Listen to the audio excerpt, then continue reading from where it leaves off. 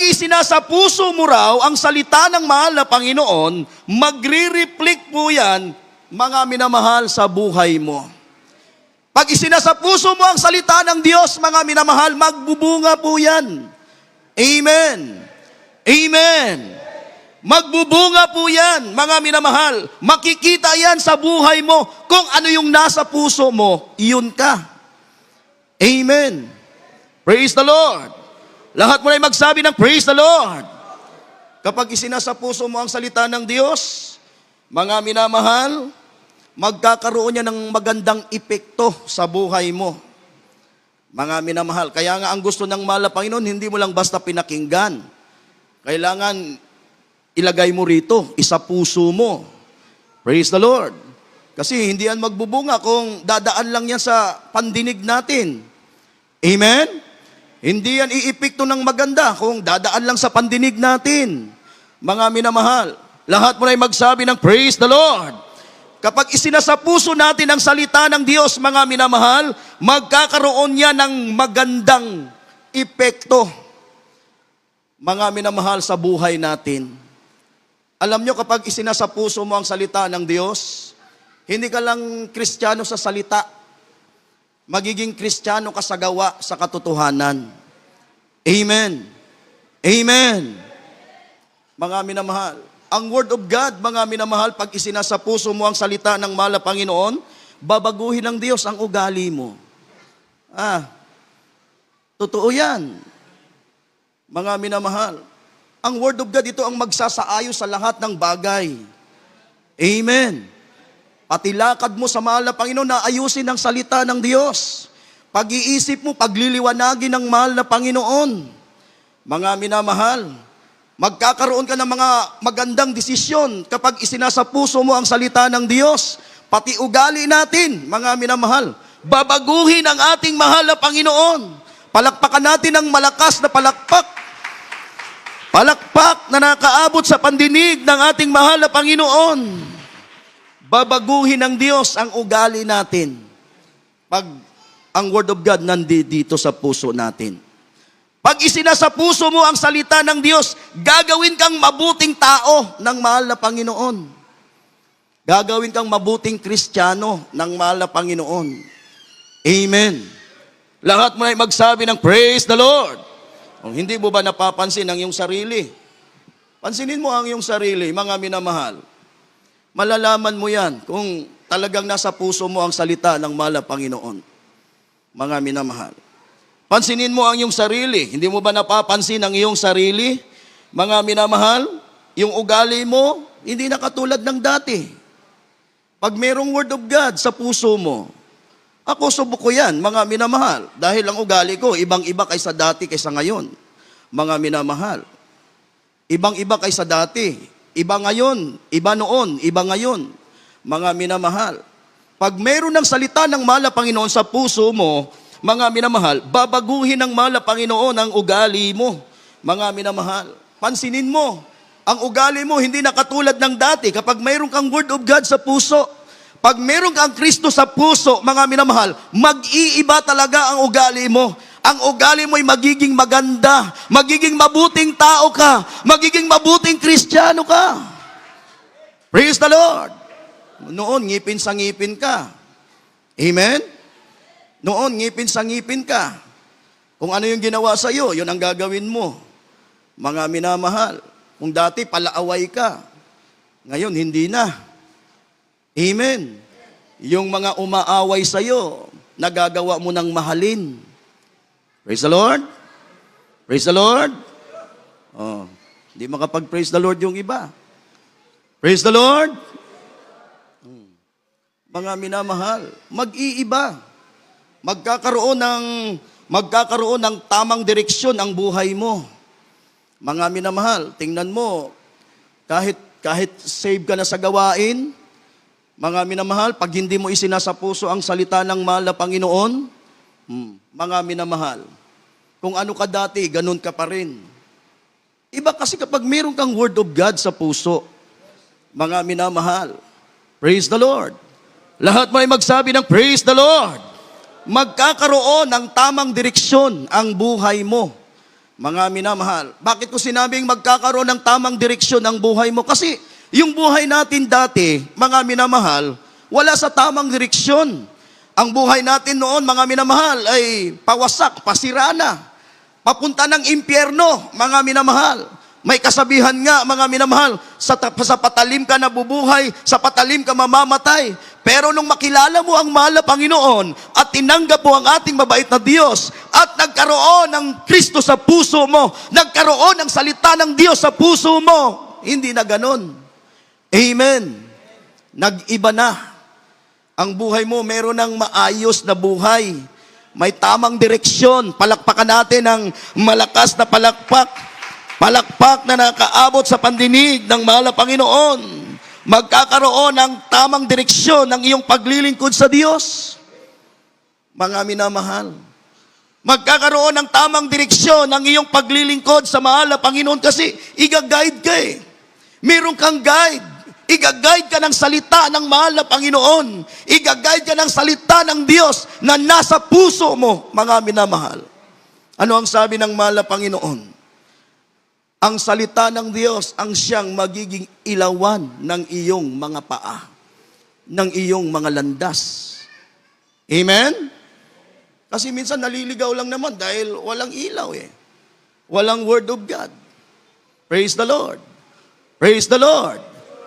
Lahat mo ay magsabi ng praise the Lord. I-guide ka ng salita ng mahal na Panginoon na nasa puso mo. Magagawa mong unawain ang mga bagay-bagay.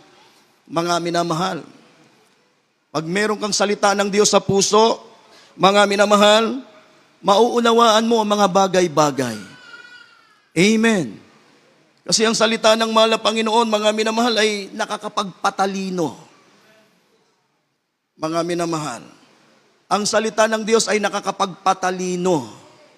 Alam nyo, yung mga totoong matatalino, yung mga nakasusunod, yung nakakaintindi. Mga minamahal. Amen. Amen. Palakpakan natin ang malakas na palakpak. Palakpak na nakaabot sa pandinig ng ating mahal na Panginoon. Ang Word of God ay nakakapagpatalino. Ang Word of God po, mga minamahal, ay nakapagbibigay ng malawak na pangunawa. Mga minamahal. Malawak na pangunawa. Lahat mo ay magsabi ng praise the Lord. Magkakaroon ka ng spiritual wisdom, mga minamahal, pag meron kang salita ng Diyos sa puso. Praise the Lord. Lahat mo ay magsabi ng praise the Lord. Lalayo ka sa kasalanan kasi magkakaroon ka ng, tingnan mo kapag may word of God sa puso mo, magkakaroon ng takot. Takot sa mahal na Panginoon. Mga minamahal. Takot sa mahal na Panginoon. Mga minamahal, lalayo ka sa kasalanan kasi ang puso mo ay maging matapat sa mahal na Panginoon. Amen. Amen. Lahat mo ay magsabi ng praise the Lord. Magiging mapagbigay ka. Mga minamahal. Magiging mapagbigay ka. Lahat mo ay magsabi ng praise the Lord. Mga minamahal. Kasi ang puso mo, mga minamahal, ay matututong umibig. Matututong umibig sa mahal na Panginoon. Magiging mapagbigay ka. Gagawa ka ng gagawa para sa mahal na Panginoon. Susunod ka ng buong puso sa mahal na Panginoon kasi ang puso mo ay matututong umibig sa mahal na Panginoon pag merong salita ng Diyos sa puso mo. Amen? Praise the Lord. Lahat mo ay magsabi ng praise the Lord. Magagawa mo magtiis, magsakripisyo. Alang-alang sa mahal na Panginoon. Yun nga lang, magpala ka dyan sa malaking chapel. Magbigay ka ng oras dyan para makatulong. Yung magbuhat ka ng semento, maghalo, magbuhat ka ng mga kahoy, magbibigay ka ng panahon, mga minamahal. Diba? Magkakaroon ka ng malasakit. Malasakit sa gawain ng mahal na Panginoon. Kapag meron kang Word of God sa puso mo. Praise the Lord. Matututo kang umibig. Kasi matututo kang umibig sa mahal na Panginoon. Magagawa mong pagmalasakitan ang gawain ng mahal na Panginoon kung hindi ka, mga minamahal, kung meron kang Word of God sa puso. Praise the Lord. Lahat mo ay magsabi ng praise the Lord. Palakpakan natin ng malakas na palakpak. Palakpak na nakaabot sa pandinig ng mahal na Panginoon. Kaya sana madadagdagan yung mga kapatiran natin na tutulong. Lalong-lalo na po mga minamahal, napakalapit na ng ating church anniversary. Hindi naman lingid sa inyong kaalaman na diyan natin gaganapin. Mga minamahal, napakarami pang gagawin. Marami pang kailangan. Malaking gastusin ang ating kailangan. Malaking halaga. Pero mga minamahal, walang imposible sa mahal na Panginoon. Praise the Lord. Mga minamahal, walang imposible sa mahal na Panginoon. Magagawa mo, mga minamahal, na magmalasakit, pagmalasakitan, suportahan ang gawain ng mahal na Panginoon kung meron kang salita ng Diyos sa puso mo, kasi matututo kang umibig sa mahal na Panginoon. Mga minamahal, yung pagdalo natin ng pagdalo, lalo na ngayon, mahirap gawin to. Mga minamahal, biruin mo, ang iba sa inyo galing pa sa trabaho, pagod, wala pang pahinga. Mga minamahal, nanggagaling pa sa malalayo. Pero tumatakbo ka rito. Mga minamahal, yung iba nga sa atin, nakadalo na sa ibang outreach, dumalo pa rin dito, miretso pa rin. Hindi mo magagawa yan, mga minamahal, kung walang salita ng Diyos sa puso mo. Kung hindi ka natutong umibig sa mahal na Panginoon, mga minamahal, bumalik ka nang bumalik sa gawain, natututo kang magsakripisyo, natutunan mo magtiis sa alang-alang sa mahal na Panginoon, dahil merong Word of God sa puso mo, natuto kang umibig sa mahal na Panginoon. Natutunan mong ipagtrabaho ang iyong kaligtasan. Amen. Palakpakan natin ng malakas na palakpak. Palakpak na nakaabot sa pandinig ng ating mahal na Panginoon. Ang lahat po ay magsabi ng praise the Lord. Romans chapter 8 verse 35. Italo natin sa 37 up to 39. Proverbs chapter 3 verse 1 up to 5. Revelation chapter 3 verse 20. Dito po sa aklat mga taga Roma, Kapitulo 8, versikulo 35, talon sa 37, talon sa 39. Dito po sa 25, sino ang maghihiwalay sa atin sa pag-ibig ni Kristo? Ang kapighatian o ang kahapisan o ang pag-uusig o ang kagutom o ang kahubaran o ang panganib o ang tabak. Dito po sa 37, hindi kundi sa lahat ng mga bagay na ito, tayo higit pa sa mga mapagtagumpay sa pamamagitan ni Yaong ni sa atin ay umibig. 39, kahit ang kataasan, kahit ang kababaan, kahit ang alinmang ibang nilalang ay hindi makapaghihiwalay sa atin sa pag-ibig ng Diyos na nasa kay Kristo Jesus na Panginoon natin. Amen. Dito po sa mga Kawikaan, Kapitulo 3, ang versikulo po ay 1 hanggang 5. Anak ko, huwag mong kalimutan ang aking kautusan, kundi ingatan ang iyong puso, ang aking mga utos. Sapagkat karamihan ng mga araw at ang mga taon ng buhay at kapayapaan ay madadagdag sa iyo. Huwag kang pabayaan ng kaawaan ng katotohanan. Itali mo sa palibot ng iyong leeg. Ikintal mo sa iyong puso. Sa gayoy makakasumpong ka ng lingap at mabuting kaunawaan sa paningin ng Diyos at ng tao. Tumiwala ka sa Panginoon ng buong puso mo at huwag kang manalig sa iyong sariling kaunawaan. Amen.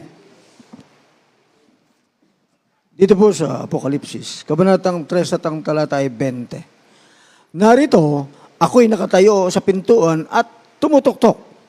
Kung ang sino man ay duminig ng aking tinig at magbukas ng pinto, ako'y papasok sa kanya at hapong kasalo niya at siya'y kasalo ko. Amen. Palakpakan natin, mga minamahal. Palakpak na nakaabot sa pandinig ng ating mahal na Panginoon. Ang lahat mo ay magsabi ng praise the Lord. Hindi ka basta-bastang babagsak, mga minamahal. Hindi ka basta-bastang babagsak kapag isinasa puso mo ang salita ng mahal na Panginoon.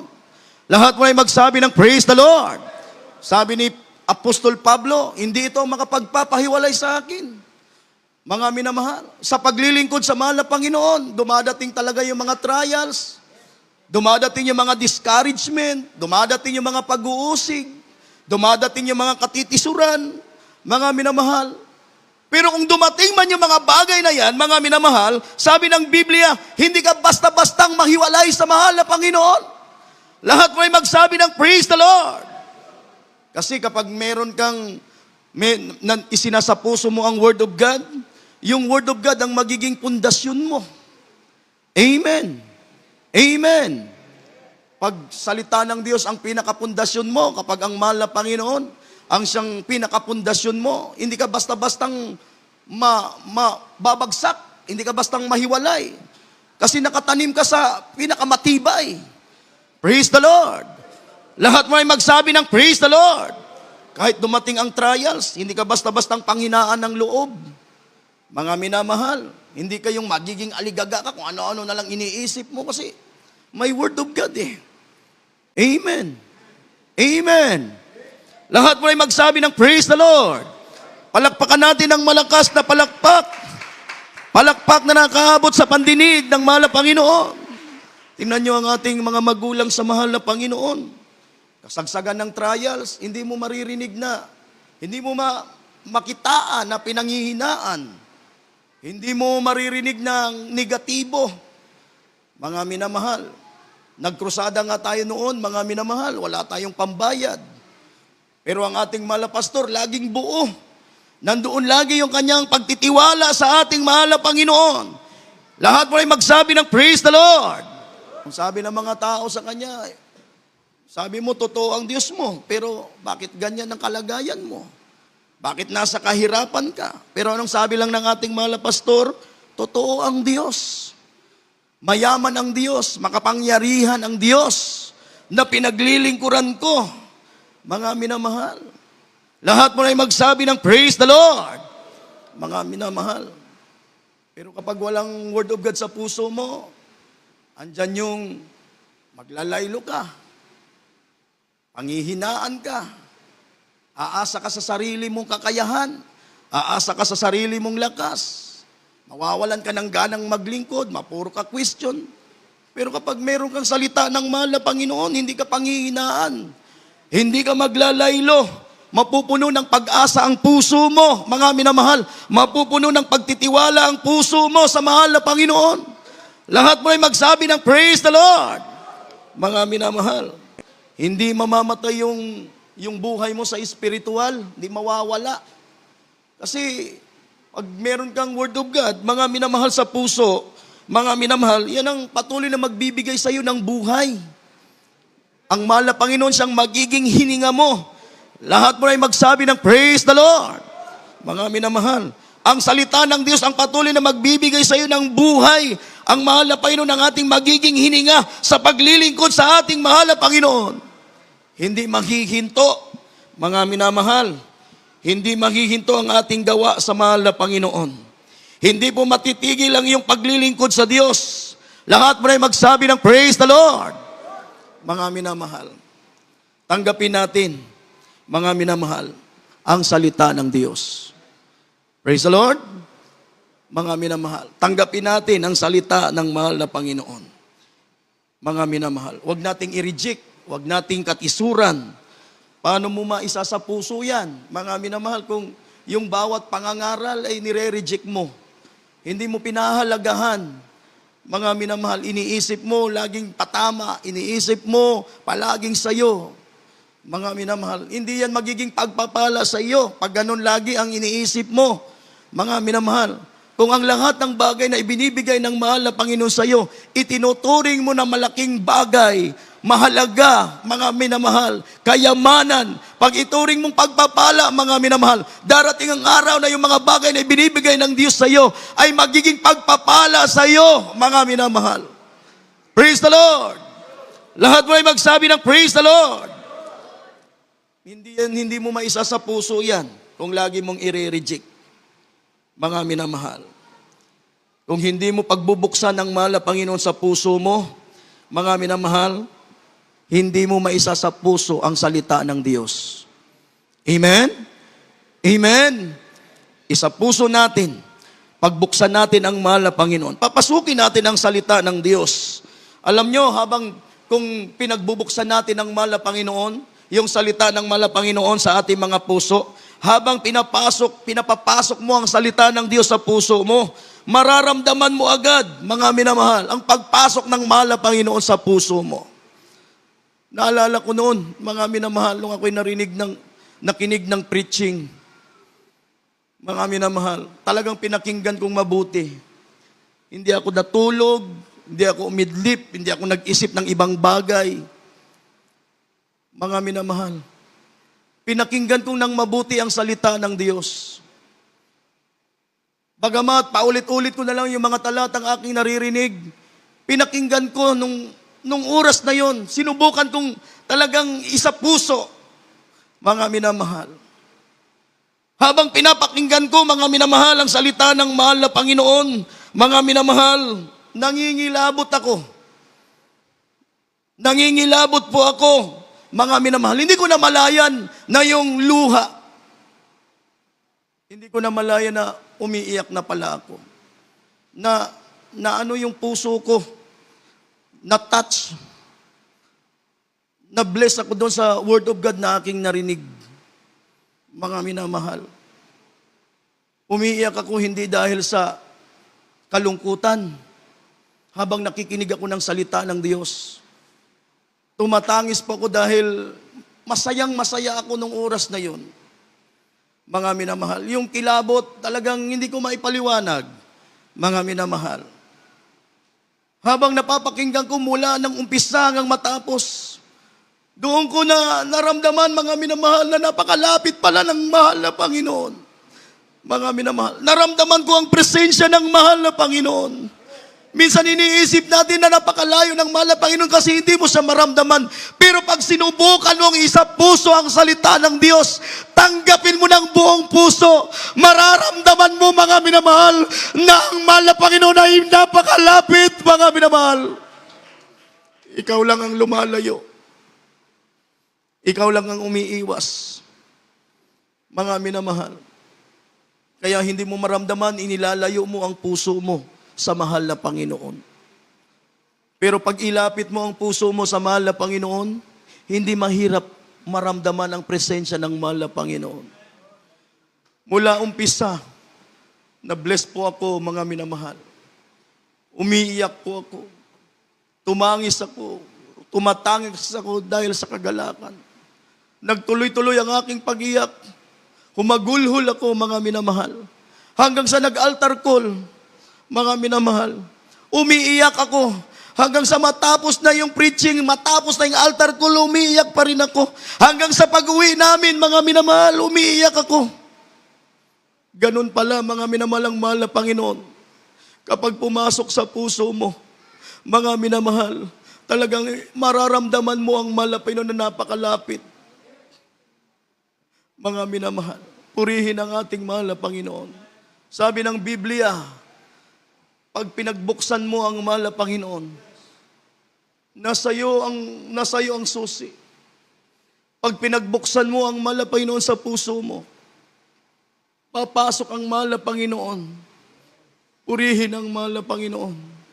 Mga minamahal, yung puso mo na hindi na marunong umiyak, mga minamahal, yung puso mo na unti-unti nang tumitigas, ay palalambutin ng ating mahal na Panginoon.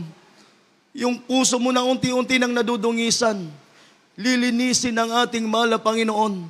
Makakapagpupuri ka, makapaglilingkod ka sa mahal na Panginoon ng buong puso, mga minamahal. Purihin ang ating mahal na Panginoon. Tumayo tayong lahat at tayo po'y umawit sa ating mahal na Panginoon.